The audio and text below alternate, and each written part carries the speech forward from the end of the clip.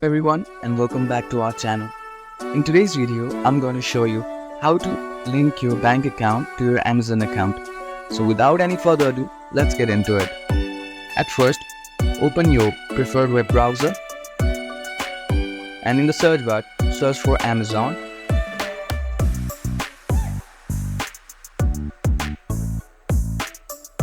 Once you're in the website, choose any product you like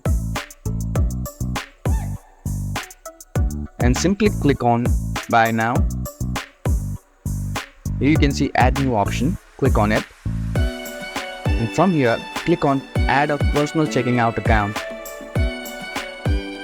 From here, you can enter your name on the account, bank routing number, checking account number, and add your driver license number or other state issued ID.